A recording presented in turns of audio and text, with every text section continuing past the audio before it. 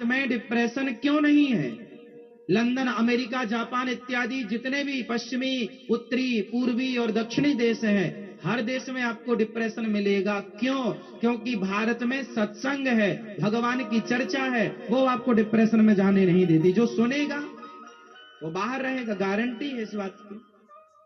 और जो नहीं सत्संग करेगा तो डिप्रेशन तो है, चिंताएं तो घेरे बैठी हैं।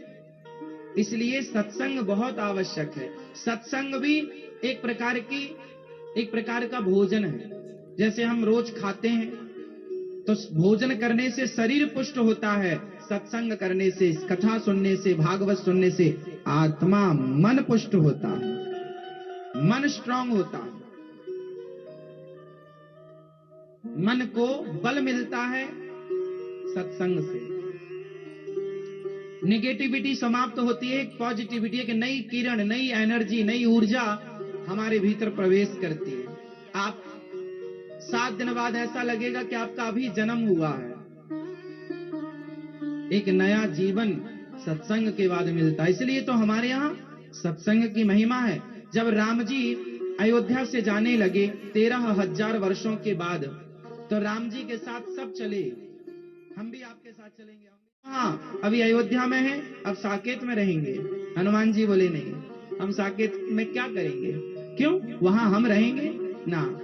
अच्छा ये बताओ, जहां आप साकेत जा रहे हो वहां आपकी कथा है?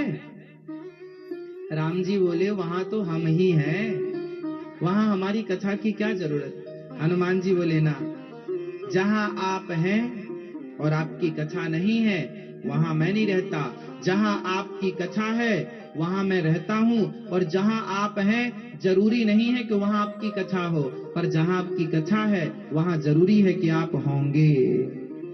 इसलिए मैं कथा सुनूंगा। आप जाओ, मैं कथा सुनूंगा। तो राम जी बोले कब तक आओगे, कब तक सुनोगे कथा? बोले जब तक इस धरती पर आपकी कथा होती रहेगी, जब तक प्रभु आपका गुणगान होता रहेगा, तब तक मैं इस धरती पर रहूंगा। इसलिए अजर अमर गुण निधि सुत हूं, करहूं बहुत रघुनायक छहूं। हनुमान जी अमर हैं। जब तक भगवान की कथा है, जहां जहां कथा वहां हनुमान जी सुनते हैं कथा। कथा बहुत बड़ी ताकत है। जैसे हमने कपड़े पहनने सीखे, हमने खाना खाना सीखा, भाई आपने जो सीखा है उसी तरह से तो आप खाते हैं। आपने जिस तरह से कपड़ा पहनना सीखा उसी तरह से तो पहनते हैं, हाँ या ना? सबके कपड़ा पहनने का तरीका अलग अलग है, सबके खाने का तरीका अलग अलग है। उसी तरह भागवत जब हम सुनते हैं तो आपको सुनना नहीं है, सीखना है। क्योंकि सुनी बात अमल पर नहीं आती, पर जो हम सीखते हैं वो उसे चरितार्थ करते हैं ना, वो अमल पे लाते हैं। तो भागवत केवल सुनने का ग्रंथ नहीं है, सीखने का है। जब सीखेंगे तो फिर आप क्या करेंगे? उसे उतारेंगे आचरण में। जो सुना जाए उसे उतारा जाए, तब वो ज्यादा प्रभावी होता। तो भागवत किसके लिए है? सीखने के लिए। हम सब भागवत को सीखें, अर्थात उस आचरण को उतारें जीवन में। भागवत जी की 6 अध्यायों की महिमा है। पहले वो महिमा से प्रारंभ करते हैं। सच्चिदानंद रूपाय विश्वोत्पत्त्यादि हेतवे तापत्रय विनाशाय श्री कृष्णाय वयं नमः।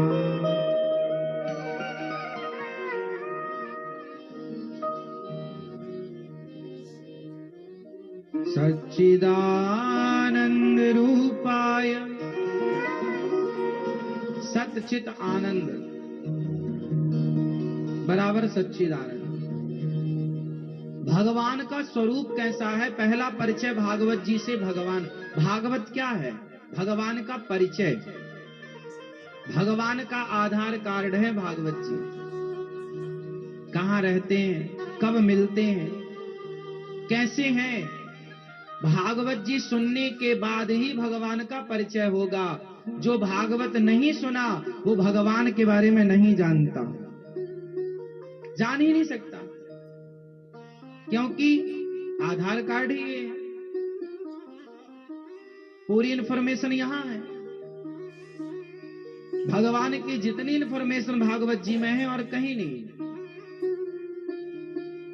जितना डीप में भागवत जी हमें भगवान के करीब ले जाएंगी, उतना करीब कोई पुराण नहीं ले जा। 18 पुराण है।